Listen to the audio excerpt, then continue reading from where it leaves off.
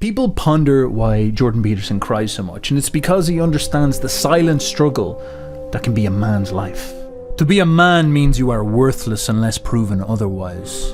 In the words of Chris Rock, only women, children, and dogs are loved unconditionally. Women, children, and dogs are loved unconditionally. A man is only loved under the condition that he provides something. Okay? I've never heard a woman in my life say, you know, after he got laid off, we got so much closer. Deep down, most of us lads know this. We realize we're not special. We realize society is not really going to care about us. And this can be hard to handle, but most of us don't have too much of a problem with it. We get that this is the game. We get that we have to understand our place. And to help us deal with this, our souls fill us with the emotion of duty. Duty is the emotion that makes us sacrifice ourselves to a society that doesn't show that much love for us. To make us sacrifice ourselves for big ideas and big dreams. And this fires up our souls. This is how you convince young men to die in wars.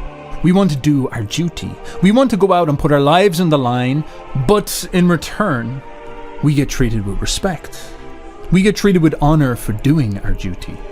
Our souls fill us with dreams where we go on grand crusades, a hero's journey where we earn our honor and our respect. We hope that if we sacrifice, men will treat us well and women will adore us. Now this emotion, this desire for us to go and sacrifice, to take risks, to work hard, to struggle, this is one of our most powerful emotions. This is what allows us to build great projects. The sacrifices of millions of young men are what runs society, are what builds societies. They keep the lights on, they keep the water running. They step up and fight in the wars when time comes. And they don't want to be treated like a rock star. They just want some dignity. We men know that we are born with the original sin of being worthless. So we sacrifice ourselves to try remedy that. And Jordan Peterson cries because our culture dishonors this deal. These men are punished for their virtues. Millions of these men around the world, motivated by their instinct to do their duty, get up every single day, make constant sacrifices that nobody notices, that nobody cares about. And then journalists, academics, and unhappy women who are reaping the benefits of this society that has been created for them, the freedom, the safety, the tolerance, they turn around and they say that these men are toxic, or worse, they call them pathetic.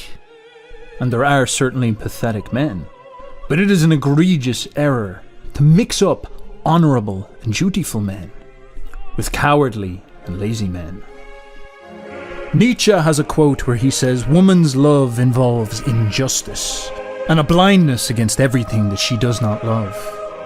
You see, all these men that run society, that build things quietly in the shadows, that go and die in wars to protect the borders, they're not the glamorous superstars, the handsome Hollywood actors. They are the carpenter with 400 Instagram followers. They are the unknown soldier who gets blown to smithereens in some foreign country at the age of 24. The ones that are easy to disrespect. The ones that you can ignore, that you can stick your nose up to, that you can look down upon, that you can call an incel, a loser, a nobody. Jordan Peterson cries because he was this guy once, just like I was, just like Andrew Tate was, just like Eminem was when he worked in restaurants, just like Conor McGregor was when he was a plumber. The guy who was trying to make his way through life and nobody gave a shit about him. The guy who was spat on, ignored. The guy who had to deal with some very difficult emotions. Loneliness, confusion, depression, anxiety, isolation, uncertainty about the future, constantly feeling disrespected. And worst of all, a feeling inside of your heart that you want to do good for the world, but nobody cares. Nobody wants to take that desire for you to work hard and help you fulfill that potential. You see, Jordan Peterson cries because as a young guy, you are willing to take this humiliation. You're willing to take this abuse. You're willing to be disrespected. You know that you're not at the top of the game. You're ready to stand in the army and be an unknown private who is spat at and spoken down to. You're willing to go through hell. And often all you need is a bit of encouragement. A harsh, masculine mentor that tells you that you're nothing, that points out to you that you're not good enough, but is always saying that you can become something, is always encouraging you when you do the right thing, is always saying that you can fulfill your potential if you keep working hard. That's all a young man wants. He wants someone to put him on the path. He will join an army and he doesn't care if he gets humiliated every single day as long as he feels that he's becoming something better. I remember this energy when I was young. I would go to fighting gyms. The coaches would beat me. They would tell me I am not good enough. They would prove to me I am not good enough, but they would train me and I would listen. I had nothing. I was broke. I was like one of those bald little boy monks that showed up to the monastery. You could have shaved me bald and slapped me, because I knew that they were going to transform me into something great. And that is all I wanted. I was happy to sleep on a mattress on the floor. I was happy to shut the fuck up and not complain. All I wanted was to overcome myself. Is that you? Are you the intellectual hero to these people? Sure. Why not? People have been after me for a long time because I've been speaking to disaffected young men. What a terrible thing to do that is.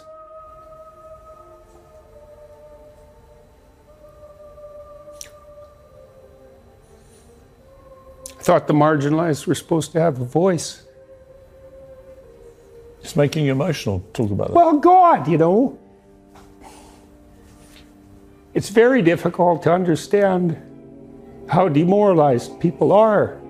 And certainly many young men are in that category.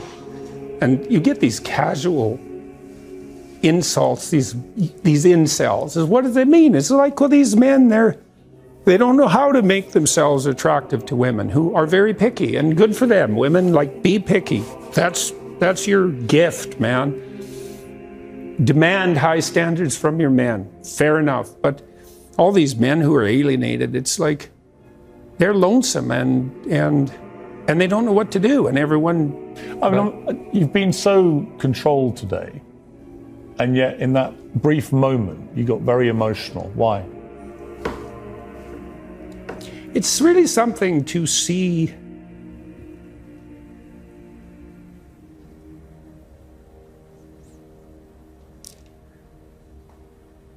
constantly how many people are dying for lack of an encouraging word.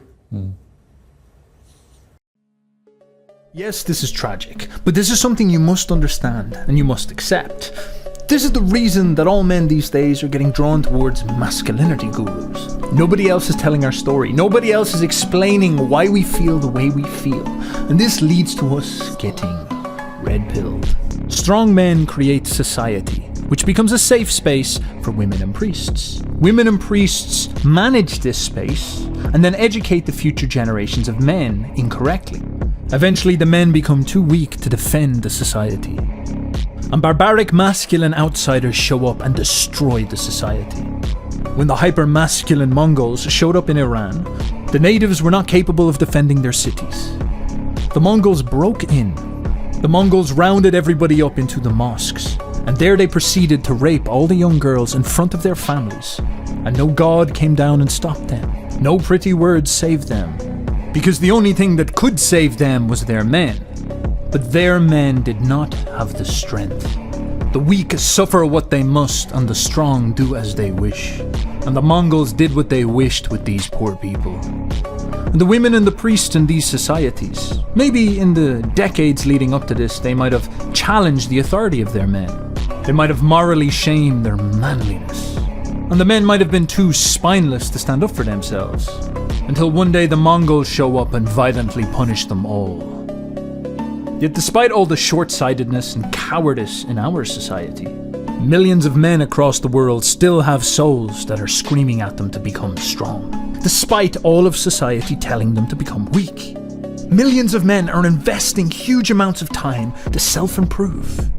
They're learning to fight. They're learning to make their own money. They're learning to speak. They are self-educating. They are breaking out of the institutions. they're leaving universities, they're avoiding corporate jobs, all so they can be free, sovereign, rugged individuals.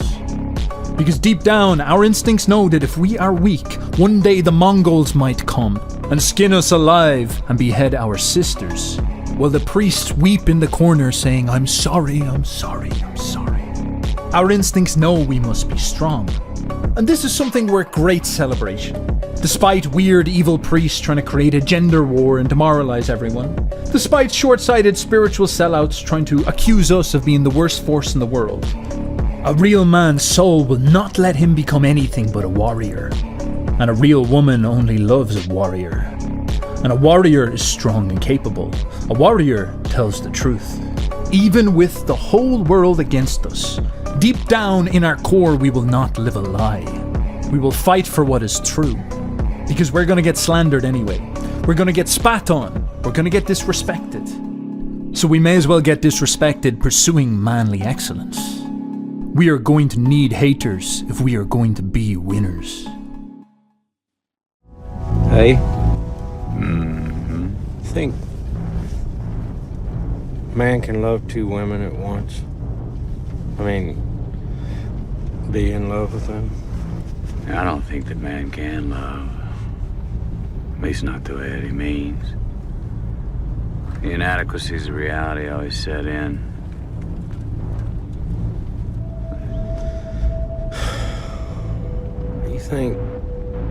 You wonder ever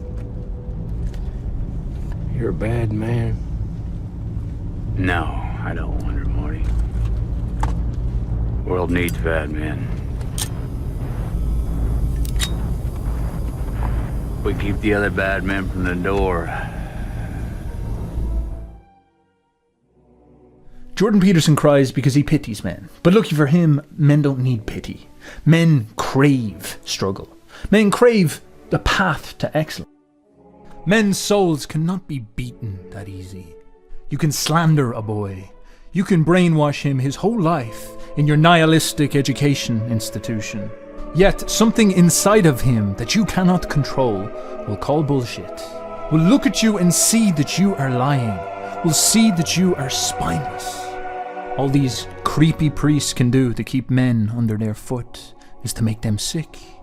To poison them with soy. To try castrate them and fill them with hormones to make their dominance permanent. But even that does not work in the long run. You can't keep selling people a lie. Men know when they are slaves. The eternal fountain of manly excellence is reborn in every generation. And it asks the same questions. Why should I listen to you? In every generation, the wretched ideological priests will try to shackle men.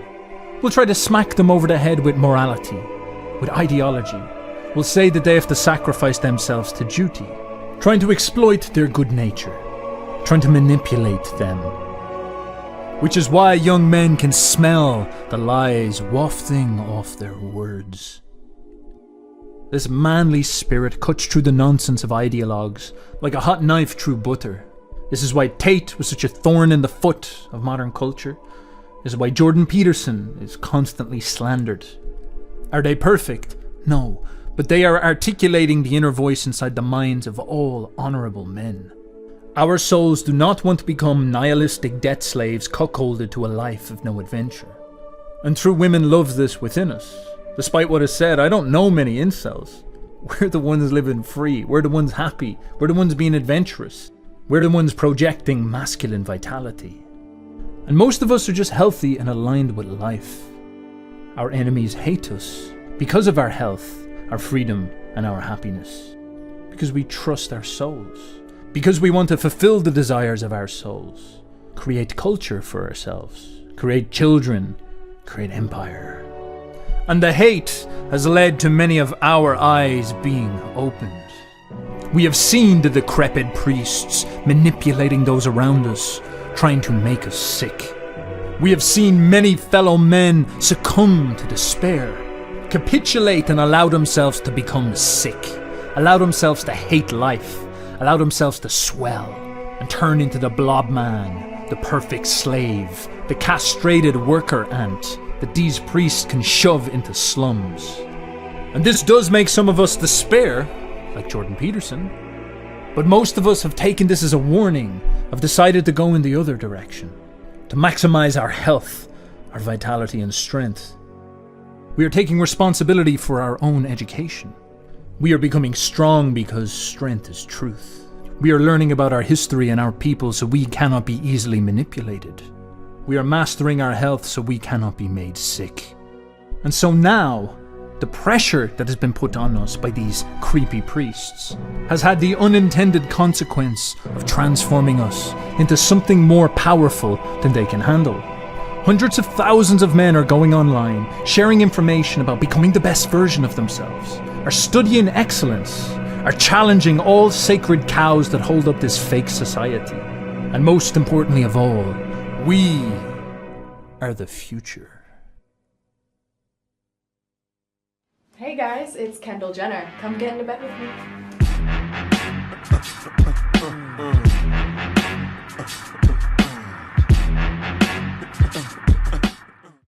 Now it is time for me to pitch my manliness course, my training in how to become a real man, how to mog normies, how to walk around and be like, I'm a specimen. I am the manifestation of the Ubermensch. Nietzsche predicted a Superman would come into this world, and it is me. He has arrived. Are you happy? Are you scared? Do you feel that you're shirking underneath me? Do you feel that you're crouching down and saying to yourself, oh my God, what a specimen, what an absolute beast, what a glorious entity that has just walked into my presence? Well, if you want to be that entity like me, buy my course, join my course. Now, in truth, I do have a course, of course. It's always there. There's always something. But my one is focused a little bit more on skill training, okay? This is my big thing that I'm always saying to people. I'm up here. I've lived in the same world that you have. I've gone through the story. You know, we've all gone through that hero story. You're hearing it an awful lot now in ads, and ever since Tay, everyone's talking about this.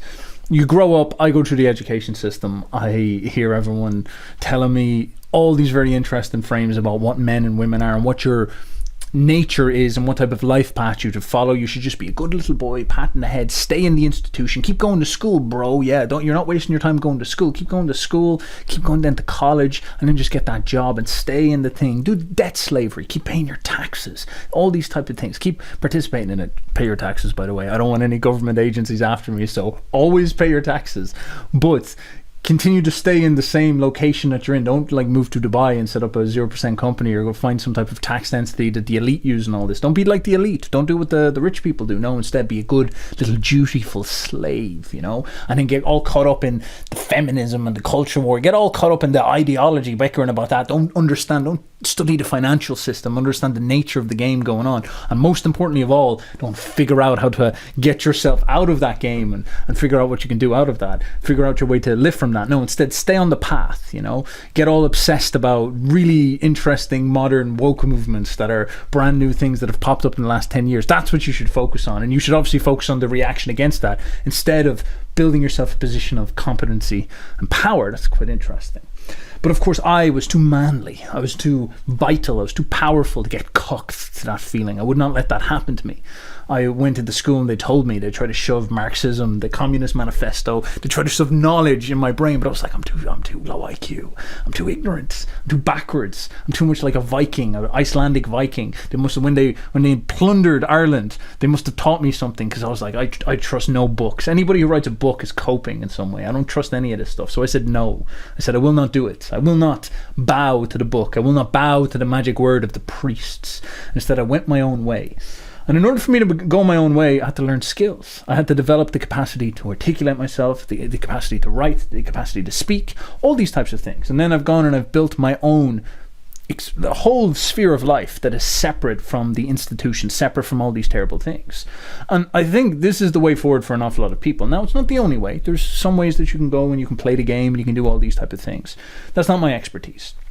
What I know is that you've got a great opportunity right now with the internet, with the capacity to go out there and get involved with online movements and use the leverage of something like the internet to tell your story a bit better, to communicate to people a little bit better who you are, and put yourself out there and give yourself this opportunity to leverage freedom, even if you're within the system, we might call it, and you want to gain more power, gain more leverage, gain more opportunity to transform your life. You need to be learning how to put your story out there, build your reputation and build your status. Because power is the foundation of freedom. As Nietzsche said, if you want to be free, you have to understand that it is something that you must fight for.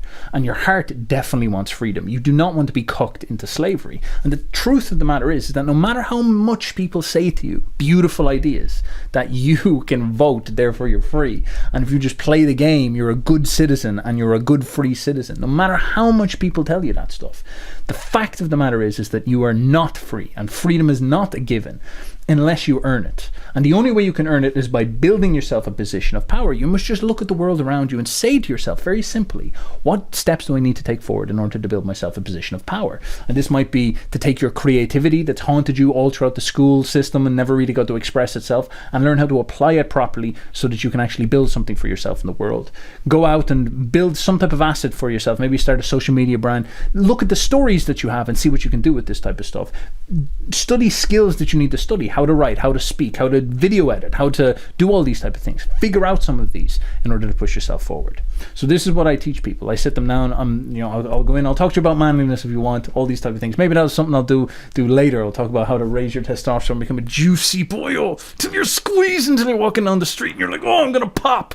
I'm so juicy. I'm gonna pop. Maybe I'll do that later at some point. But for now, I'm very focused on skill training. I'm very focused on taking people in and training them in how to develop these key skills, because skills will pay the bills. Skills are the things that are going to make you have a job that you enjoy. They're going to make you be able to build something that will allow you to become useful to people. And when you're useful, when you're dutiful in learning these skills for yourself and making yourself more of a force of power, you will be able to have leverage in the world. You'll be able to make better decisions. You'll be able to become free. You'll be able to break free from all the things you want to do. It is 100% real. So the skills that I teach: video editing, storytelling, writing, the capacity to do all these type of things, the capacity to utilize stories on social media. You don't want to be someone trying these social media accounts where you're just a boring old person who sounds like everybody else. You want to learn how to find your own voice. You want to study storytelling properly. It's an actual skill that you need to learn. If you go and you wanted to become a boxer and you're like, well, I'm not going to study how to punch, you're going to get brain damage. It's the same with these type of things. You're going to put up social media posts. You're going to put up content, and it's going to give people brain damage. And we don't want you to do that. You want you to be actually competent in what you do. You need to learn the skills to do this type of stuff. You want to become more charismatic, more persuasive to people in person, better at projecting your personality so that people will want to be around you and all these type of things. So this, as I said, is what I teach. As I keep repeating, is what I teach. So if you're interested in this, pop down. There'll be a link in the description that will take you to more information. There'll be places you can sign up, places where you can get started and sorted. Thank you very much for watching all this stuff. I'm hoping you're enjoying this style of videos. Stay juicy, and bye-bye.